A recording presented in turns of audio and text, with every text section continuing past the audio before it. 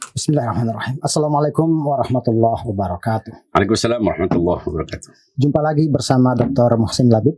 Pada perbincangan yang lalu kita sudah mencoba melihat fungsi dan posisi logika di dalam proses beragama. Saya mau tanya dulu ini, Bang Labib.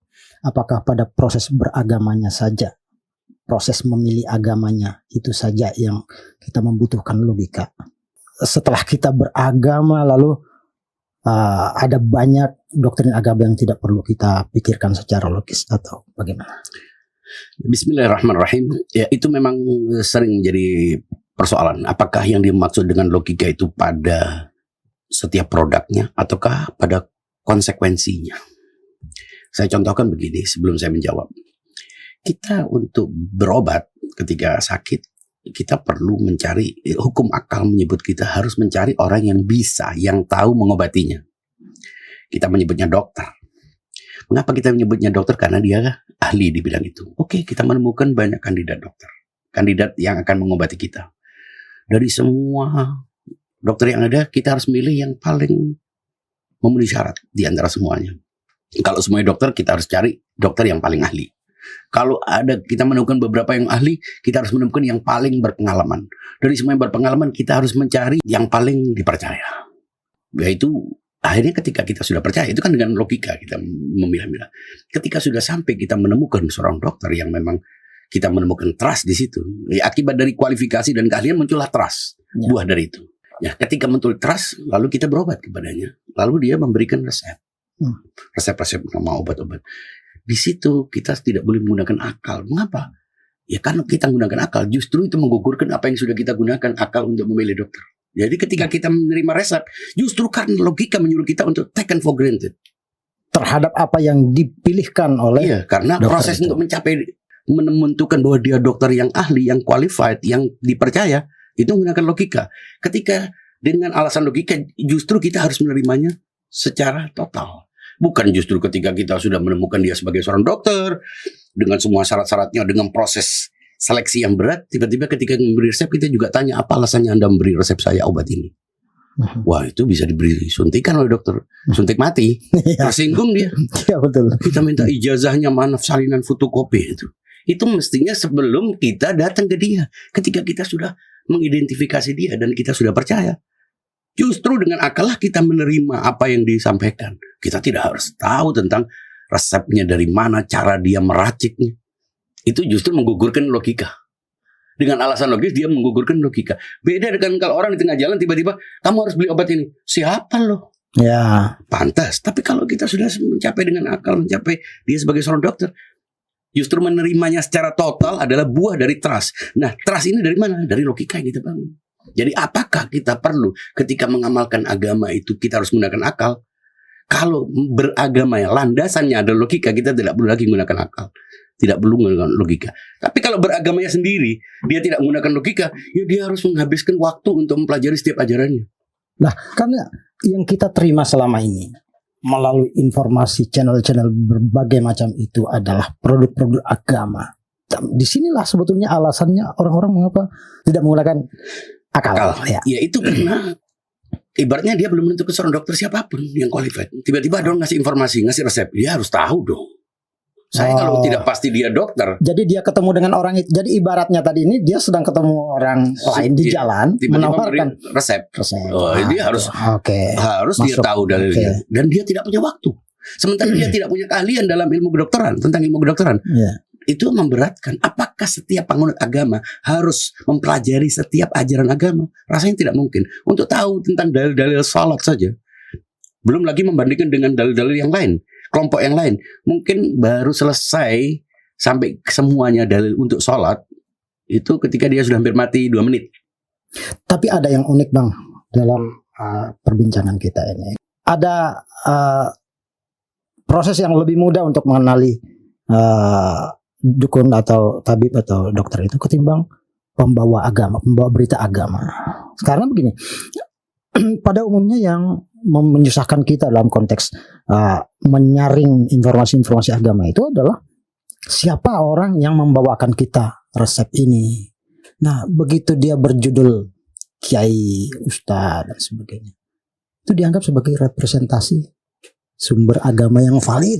Nah, di sini logika nih gimana difungsikan di sini? Iya, Bang? itu makanya kalau kita menggunakan akal, kita yang akan menentukan dia ustadz atau bukan, dia agamawan atau bukan. Tapi kalau kita tidak menggunakan logika, akhirnya kita mengikuti suara terbanyak. Bahkan kadang-kadang umat yang menentukan ustadznya siapa. Ini sama dengan pasien yang melantik seorang sebagai dokter. Pasien melantik dokter, ya. Karena dia tidak punya kualifikasi siapa yang dia cocok, yang dengar, kebetulan yang dekat dengan dia akan dia lantik sebagai dokter. Itu umumnya karena apa, Bang? Praktek berjamaah. Ini umumnya kenapa itu? Apa karena dia melihat simbol? Misalnya dia orang yang berpakaian dokter. Tadi itu karena tidak menggunakan akal. Akal kan menetapkan kriteria-kriteria seorang dokter. Akal kan mengarahkan kita kepada bahwa orang yang qualified, orang yang ahli, jangan rujuk kepada orang yang tidak tahu. Jangan rujuk kepada orang yang hanya sekedar dekat dengan Anda. Jangan rujuk kepada orang yang hanya ingin memudahkan kepada Anda. Kan banyak disebut, oh dia hebat, ustaz hebat. Kenapa? Semuanya boleh. Lah nggak perlu jadi ustaz kalau semuanya boleh. Dia mencari bukan karena benar dan salahnya, bukan karena dalilnya, bukan karena apa dasar-dasar yang dikemukakan, tapi karena gampang. Wah ini berat. Dia akan mencari dokter yang membolehkan semuanya. Kamu boleh makan ini, boleh mengkonsumsi ini, kamu boleh tidak tidur, boleh. Nggak mungkin. Justru karena kita terikat dengan logika, akan ada pembatasan-pembatasan. Nah orang tidak mau dibatasi. Sementara dia mau beragama. Bagaimana Anda mau beragama tapi Anda tidak mau dibatasi perilaku Anda? Bagaimana kita mau terikat dengan aturan tapi kita tidak mau diatur? Menurut saya itu nggak logis. Ya, sudah pasti itu. Nah sekarang kita ingin lebih dalam lagi. Seseorang yang ketika misalnya paham dengan penjelasan ini, oke lah kalau begitu saya ingin menyaring.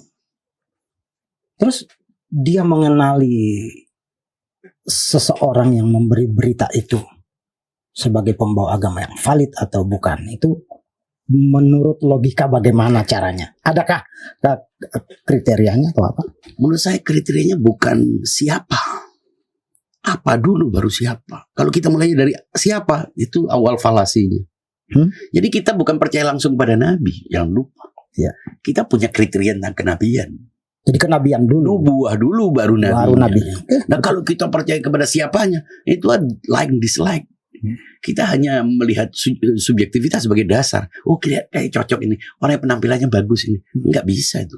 Kita harus lihat what baru who. Disebut siapa karena apa dulu. Kan disebut si dalam bahasanya si apa. Betul, ya. Berarti apa dulu. Apa ini konsep, gagasan, kriteria, parameter. Dan itu kita tidak menemukan siapanya dulu. Ketika itu baru kita kemudian melakukan observasi, kita membanding-bandingkan dan menemukan. Pokoknya keahlian dalam bidang pengobatan itu harus gini. Baru kita mencari siapa ya.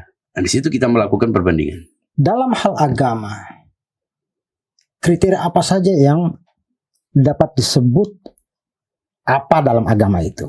Kalau dulu dalam dunia sains, kompetensi. Kalau dalam dunia agama, dua syaratnya. Ya. Kompetensi dan otoritas. Nah, sementara yang terjadi, tidak ada kompetensi, tidak juga ada otoritas. Bagaimana kompetensi? Kompetensi berdasarkan capaian-capaian intelektual. Kalau otoritas berdasarkan yang dibangun dari agama. Allah kan logikanya kalau kita beragama kan kita sudah bertuhan. Kalau kita potong, kita gunting, menjadi bubar semuanya. Kata orang Jawa ambiar. Jadi bertuhan dulu baru beragama. Artinya otoritas tentang Tuhan harus juga merupakan logika dasar dulu. Sudahkah kita bicara tentang otoritas? Kita sudah keburu beragama tapi tidak punya bicara tentang otoritas. Makanya perlunya berbicara tentang otoritas sebelum kita berbicara tentang agama. Tadi kan subjek kita adalah agama. Apakah kita perlu naik lagi stage ke atas untuk bicara tentang otoritas? Nah itu perlu kita bicarakan lebih dulu kalau memang itu menjadi bahas. Intinya logika mengantarkan kita kepada what, kepada apa baru siapa. Kalau kita ke siapa dulu, itu justru yang tidak logis. Nanti yang dikatakan oleh siapa, apapun yang dikatakannya menjadi benar. Karena apa? Ukuran benarnya tidak ditentukan oleh apa, tapi ditentukan oleh akan banyak siapa. Apa yang dihasilkan oleh siapa itu. Ya. Dan akhirnya apanya menjadi apa yang subjektif, apa yang orang, justru itu yang dipahami kebanyakan orang. Salah satu falasi yang umum itu mendahulukan siapa atas apa. Kita lihat di sosial media ngomongnya biasa saja, bahkan kadang tidak logis, tapi viewernya, penontonnya, likernya, otoritas. Ya.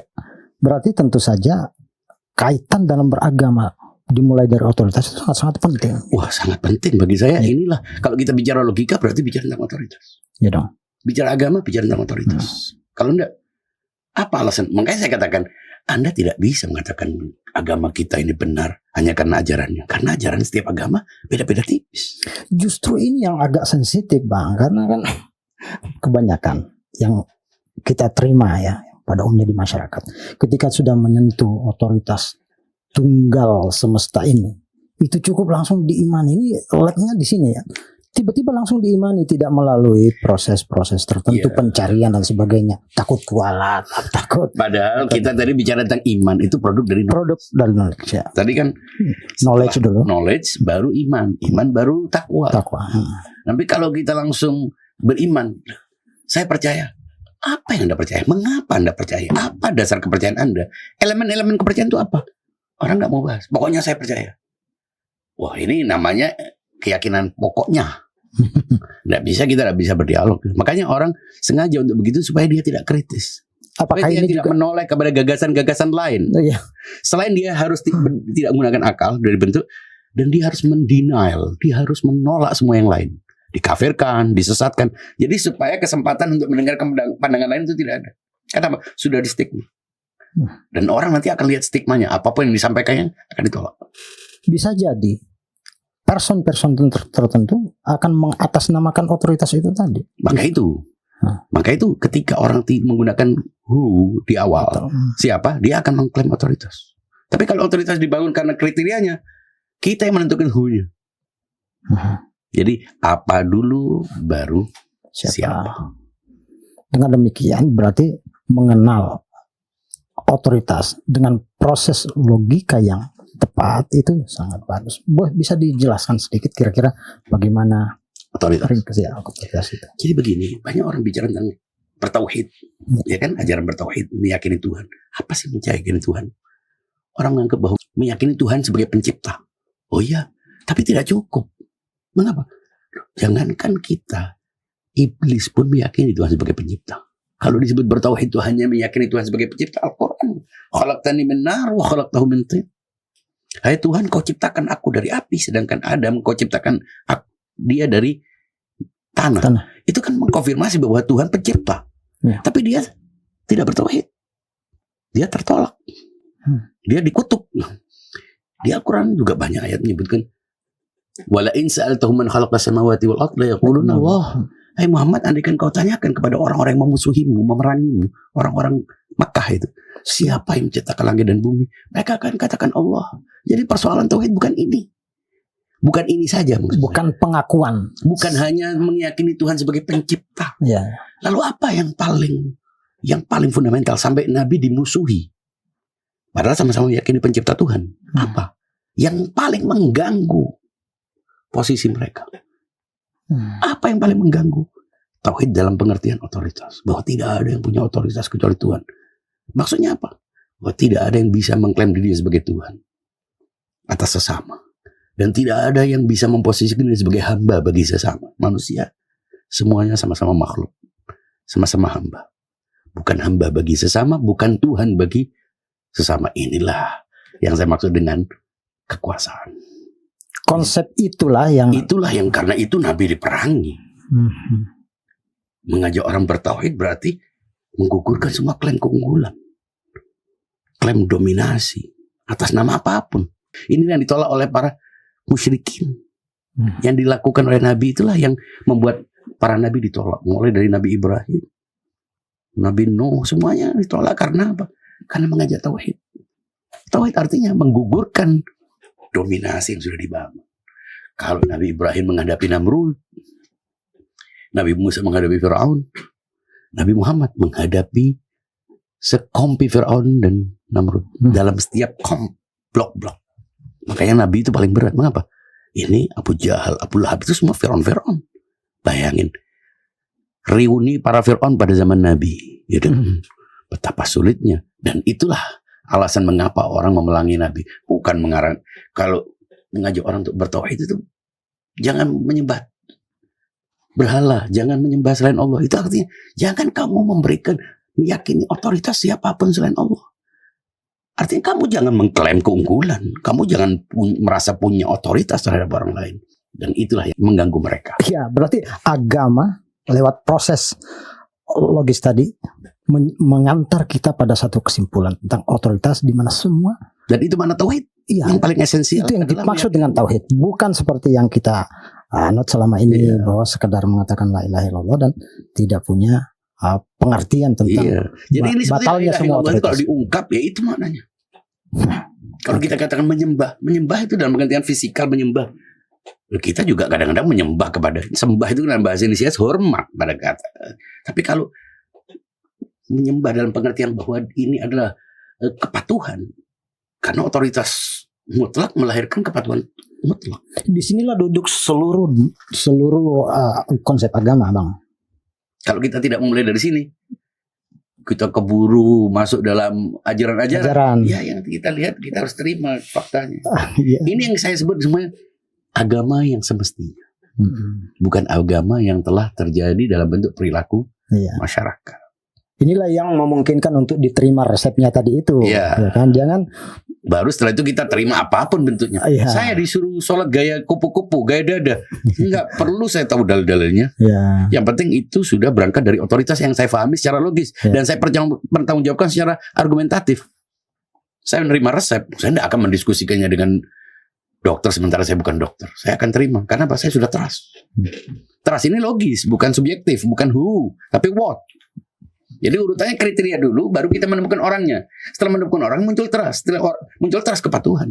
Nah, Anda tadi tanya, Pak Dr. Samiduddin tanya, kalau dalam dunia agama, dalam dunia sains memang berbeda. Kalau dunia sains mudah kita kenali dengan kompetensi. Kompetensi bisa dilihat dengan pelajaran, dengan ujian, dengan sertifikat, itu kan mudah. Tapi kalau dalam agama ada urutannya. Selain kompetensi, juga otoritas. Nah, ketika otoritas itu otoritas di mana? Jangan-jangan kita memahami otoritas itu orang. Sebelum kita bicara orang, otoritas dikaitkan dengan tauhid. Karena tidak ada yang punya otoritas pada dasarnya. Menarik sekali. Hanya Allah yang punya otoritas. Kita sudah ada di akhir pertemuan, Bang. Siap. Ya, jadi seperti biasa kita memberikan kesempatan Bang Habib untuk memberikan highlight closing statement ya. Ya, mari kita sadari bahwa semua ini sumbernya adalah tauhid.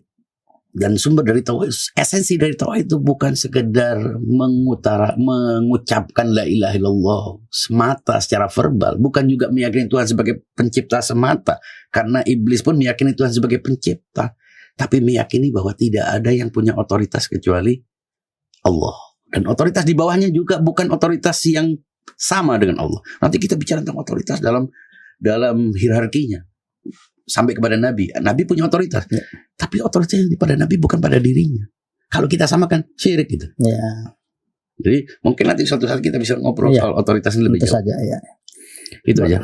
Baik, saya rasa kita cukupkan sampai di sini. Wassalamualaikum warahmatullahi wabarakatuh. Waalaikumsalam warahmatullahi wabarakatuh.